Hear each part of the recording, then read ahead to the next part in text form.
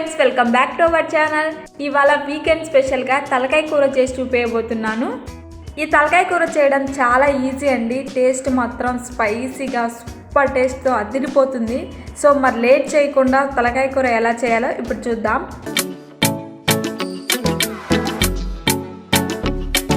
కుక్కర్లో 4 టేబుల్ స్పూన్ల oil heat చేసుకొని అందులో 4 ఇలాచి, 2 ఇంచుల దాల్చిన చెక్క, 6 లవంగాలు, 1/2 టీ స్పూన్ సాజీరా యాడ్ చేసి ఫ్రై చేయాలి. ఈ స్పైసెస్ ఫ్రై అయిపోయిన తర్వాత 1 కప్పు ఉల్లిపాయ ముక్కలు యాడ్ చేసుకొని గోల్డెన్ బ్రౌన్ కలర్ వచ్చేంత వరకు ఫ్రై చేసుకోవాలి. ఉల్లిపాయ ముక్కలు లైట్గా కలర్ చేంజ్ అయిన తర్వాత 2 టేబుల్ స్పూన్ అల్లం వెల్లుల్లి పేస్ట్ యాడ్ చేసి అల్లం వెల్లుల్లి పేస్ట్ పచ్చివాసన పోయే వరకు ఫ్రై చేసుకోవాలి. నెక్స్ట్ 1/2 టీ స్పూన్ పసుపు, 3 టేబుల్ స్పూన్ కారం. నేను ఇప్పుడు చెప్తున్న కొలతలన్నీ కేజీ తలకాయ కూరకండి. టేస్ట్కి సరిపడా సాల్ట్ యాడ్ చేసి కలిపి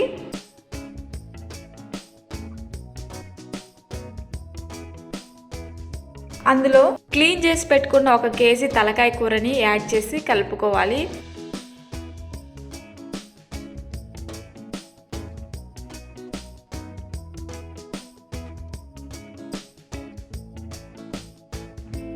ముక్కలకంతా మసాలా పట్టింది కదా, ఇప్పుడు మూత పెట్టుకొని 10 నిమిషాలు మీడియం ఫ్లేమ్లో కుక్ చేసుకోవాలి. 10 నిమిషాల తర్వాత మూత ఓపెన్ చేసి కర్రీని అంతా ఒకసారి కలిపి 1.5 కప్పు వాటర్ యాడ్ చేసుకొని కుక్కర్ మూత పెట్టి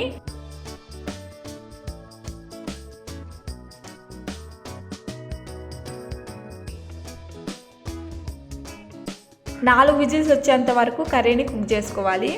ఈ కుక్కర్లో ఉన్న ప్రెషర్ పోయేలోపు మనము కొబ్బరి పొడి ప్రిపేర్ చేసుకుందాం.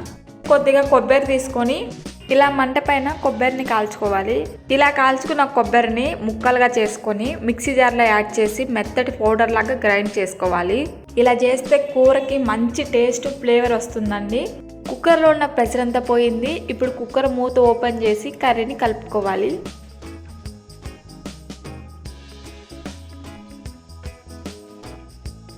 1 టేబుల్ స్పూన్ మటన్ మసాలా, ముందుగా గ్రైండ్ చేసి పెట్టుకున్న కొబ్బరి పొడి, టేస్ట్కి తగినంత సాల్ట్ యాడ్ చేసి కలుపుకోవాలి. మటన్ మసాలా, కొబ్బరి పొడి ఖచ్చితంగా వేయండి, మిస్ అవ్వకండి. ఇలా కర్రీ అంతా కలుపుకున్న తర్వాత మూత పెట్టుకుని 5 నిమిషాలు కుక్ చేసుకోవాలి కర్రీని. 5 నిమిషాల తర్వాత కర్రీ ఇలా చిక్కబడుతుంది. 1/2 కప్పు కొత్తిమీర యాడ్ చేసుకొని సర్వ్ చేసుకోవడమే. మీకు సూప్లా కావాలనుకుంటే కొద్దిగా వాటర్ యాడ్ చేసుకోండి.